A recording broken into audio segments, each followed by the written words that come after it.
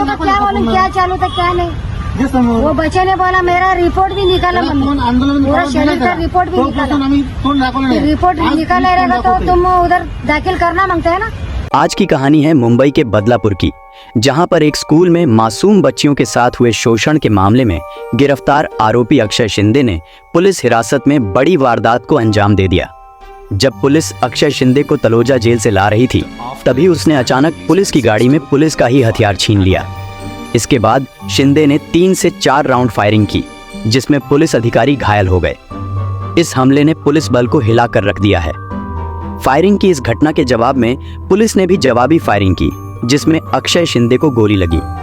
गंभीर रूप से घायल शिंदे को तुरंत अस्पताल में भर्ती कराया गया, जहां थोड़ी ही देर बाद डॉक्टरों ने उसे मृत घोषित कर दिया।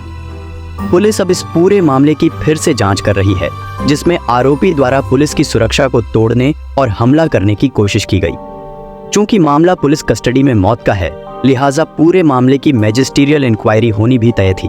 लेकिन इस पूरी वारदात को समझते हुए अक्षय शिंदे की मां का कहना है कि इसमें पुलिस का कहीं ना कहीं बहुत बड़ा झोल है। मेरा अक्षय तो दिवाली में पटाखे तक नहीं जलाता था, भला उसने गोली कैसे चलाई, जबकि उसके दोनों हाथों में हथकड़ी भी लगी हुई थी। इस सवाल को सुनने के बाद पूरा का पूरा केस ही पलट गया और इसका जवाब मुंबई पुलिस के पास भी नहीं है। लेकिन क्या है पूरा मामला, जानने के लिए बने रहें वीडियो के अंत तक। लेकिन उससे पहले इस वीडियो को बनाने में बहुत रिसर्च की गई है। अगर आप इस चैनल पर नए हैं तो वीडियो को लाइक और चैनल को सब्सक्राइब करना बिल्कुल भी ना भूलें। आइए जानते हैं। उसकी अगर एफआईआर, उसके खिलाफ अगर एफआईआर ली जाती है तो उसके पिता की एफआईआर पुलिस ऑफिसर्स के खिलाफ क्यों नहीं ली गई? क्यों उसकी जांच नहीं हो रही है? उन्होंने उसके लिए एक्सीडेंटल डेथ रिपोर्ट क्यों किया है?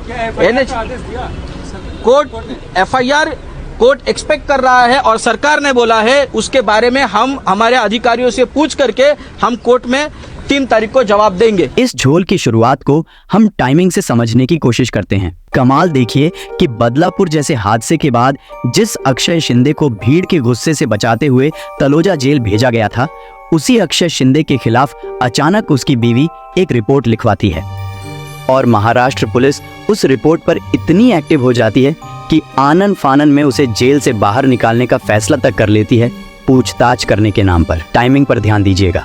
क्राइम ब्रांच की team encounter specialist Sanjay Shinde की अगुवाई में तलोजा जेल शाम के 5 बजे पहुंचती है, जबकि ये आम नियम और प्रक्रिया है कि किसी को जेल से पूछताछ के लिए जब बाहर लाया जाता है तो सबसे पहले उसका मेडिकल होता है, फिर उसे अदालत में पेश किया जाता है। अब शाम 5 बजे के बाद कौन सी अदालत बैठती है? क्या मुंबई पुलिस के पास इसका जवाब है? सूत्रों के मुताबिक जिस पुलिस वैन में अक्षय शिंदे को जेल से लाया जा रहा था, उसकी सभी खिड़कियों को काले कपड़े से ढक दिया गया था। वैन के अंदर पुलिस को ऐसा क्या छुपाना था या फिर क्या नहीं दिखाना था? वैन के अंदर 4 पुलिस वाले थे, जबकि अक्षय शिंदे बिल्कुल अकेला था।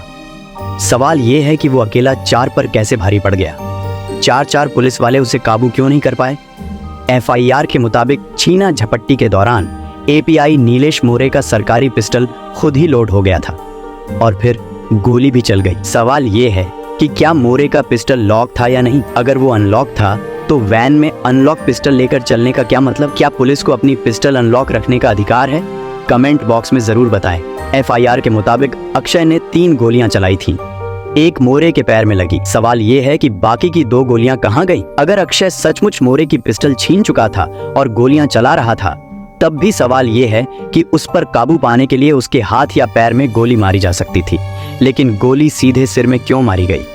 और सबसे बड़ा सवाल ये है कि मुंब्रा बाईपास पर इस पुलिस वैन के अंदर सब कुछ होता रहा, गोलियां चलती रहीं, लेकिन वैन कहीं नहीं रुकी। वैन रुकी तो सीधे छत्रपति शिवाजी महाराज अस्पताल जाकर। अमूमन जब ऐसा कोई हादसा होता है तो फौरन गाड़ी रोक दी जाती है, पुलिस मदद बुलाती है या लोकल पुलिस को इन्फॉर्म करती है।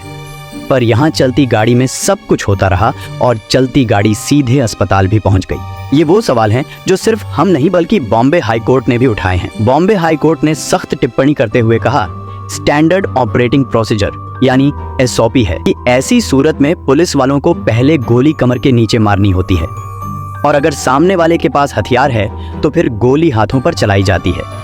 लेकिन यहाँ इस मामले में सीधे अक्षय शिंदे के सिर में गोली मारी गई। सवाल टाइमिंग और लोकेशन को लेकर भी है।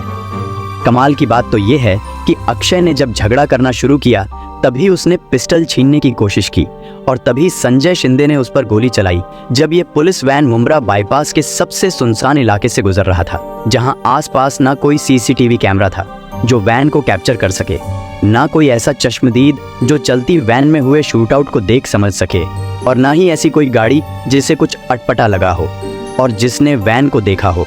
यानी कुल मिलाकर मुंब्रा बाईपास के इस सुनसान इलाके में 23 सितंबर की शाम 6:35 पर जो कुछ हुआ उसके गवाह वही 4 पुलिस वाले हैं जिन पर इस वक्त एनकाउंटर के नाम पर अक्षय शिंदे के कत्ल का इल्जाम लग रहा है। अब ऐसे में कोई भी जांच टीम वो सबूत कहां से लाएगी जो इस एनकाउंटर का सच बेनकाब कर सके। हाई कोर्ट ने इस एनकाउंटर से जुड़े कई और सवाल और सबूत मांगे हैं 7 दिन बाद फिर से इसकी सुनवाई करने के लिए।